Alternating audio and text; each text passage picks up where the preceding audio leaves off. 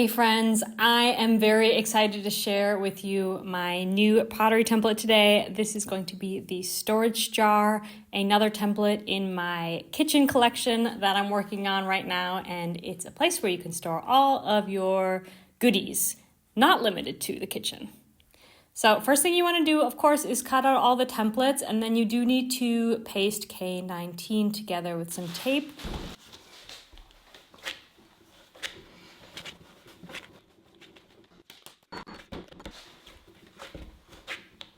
So we're going to be rolling out two different slab thicknesses here. Firstly, I want to roll out a 1/2 centimeter slab. This is going to be the main body of the project.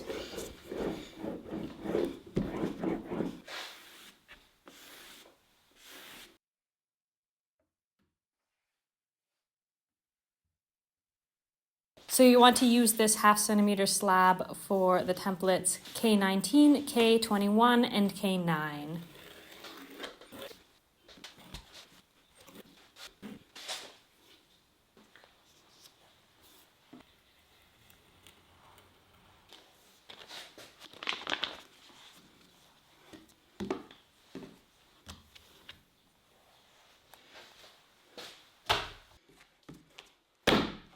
And then I'll use these scraps to roll out a 1 centimeter slab. You want to make sure you wedge it if you're going to be using your scraps here.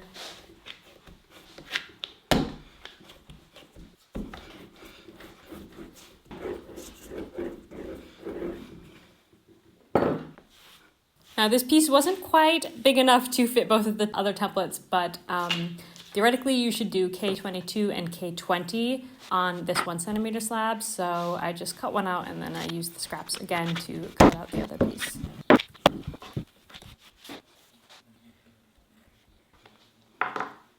Once everything's cut out, I like to put everything in front of the fan for a little bit to firm up. If you've seen any other of my template tutorials, you know that I like to do this because then the pieces become a little bit more firm, they're easier to work with and less floppy. So I'm going to start with the body of the template. I like to cut my edges at a 45-degree angle, and I'm going to score both sides as well so I can attach these two sides together.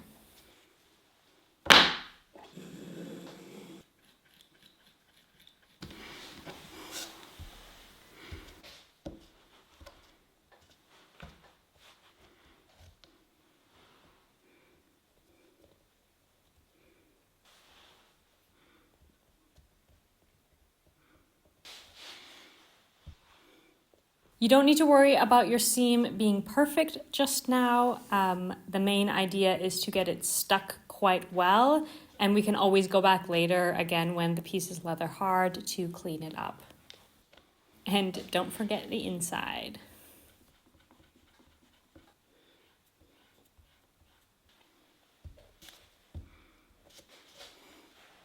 Okay, now we're going to attach the base. So there's a lot of circles going on here. Just make sure you have the right piece. This is the 21 template. And you'll notice the base is a little bit bigger than the actual bottom of the jar. This is the same for all the bases of all my templates. I make them this way so that you can attach it first and then cut it later. So you want to score each side and make sure it's attached really well.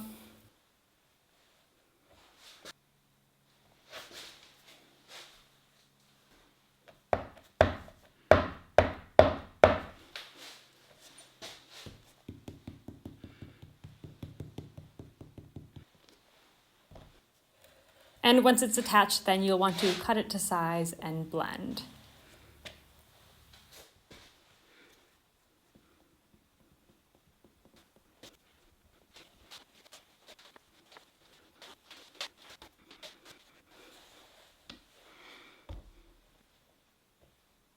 Now, in case you had any extra scoring marks like I did on the inside here, you can use a paintbrush with some water to just smooth out those extra lines.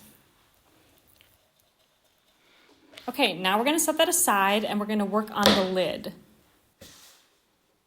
So basically the lid is just two thickish pieces of clay stacked on top of each other. I wanted to make the lid 1 centimeter thick to kind of give it a little bit more weight. I really like when my lids are a bit beefy. So just mark where it's going to sit. Make sure it's nice and centered and mark where it's going to sit. And then what we're gonna do is score all of the parts where it's gonna be attached. So it's gonna be a lot of scoring here. And then now I want you to pay attention here because we want to be sure to not trap any air bubbles here. So can you see what I'm doing with my finger? I'm kind of going in a spiral from the center, pressing down, down, down, down, down, trying to push out all of the air to the outside. So the middle is attached first and then out and out and out. That is the goal. So it sticks really well and doesn't trap any air. And then once again, if you need to clean up any edges, I usually do with a paintbrush and a little bit of water.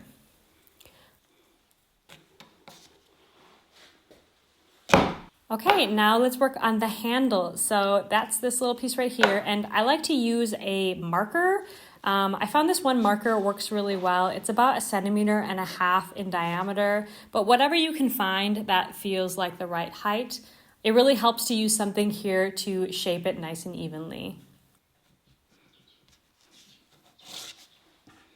Now we're simply just going to attach it to the lid. The only tricky part here is you want to be very gentle with the handle. Make sure when you're sticking it down, you're not distorting it or anything.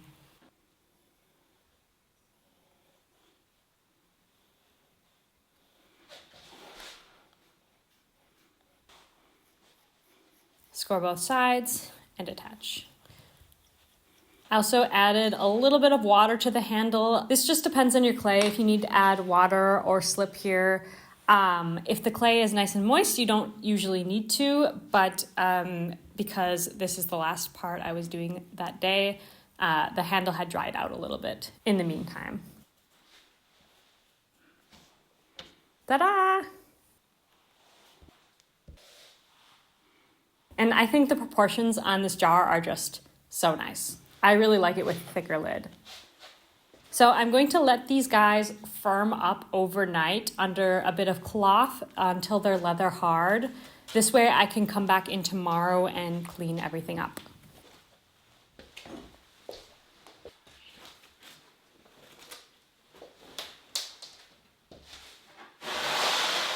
So tidying things up always takes the longest. I just tell people, just tidy up to the point that you're happy with it. Look for any little scriggly bits that might become sharp later on. Look for any, scratches. Sometimes you nick it with your fingernail. Anything that you don't like, this is your time when it's leather hard to tidy things up.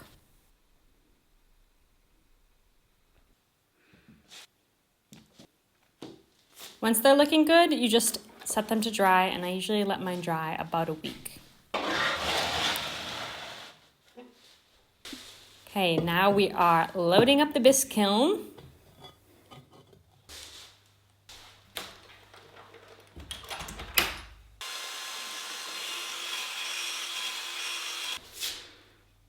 And I'm dipping them in some white glaze.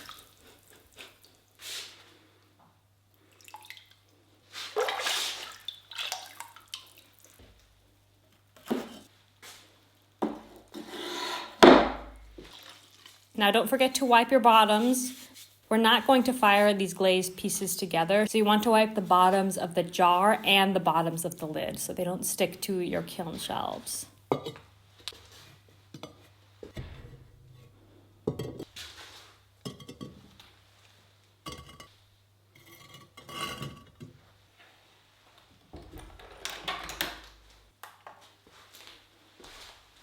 Okay, and here's how they turned out. So as you can see, I made 2 different sizes of jar. I don't know if you know this about my templates, but they work at pretty much any size. You can infinitely size them up or down to make whatever size piece you want. So the largest jar is the standard, that's the 100%. And then I did the other 2 jars at 80% and 90% scale. So this is something that you can just change in your printer settings.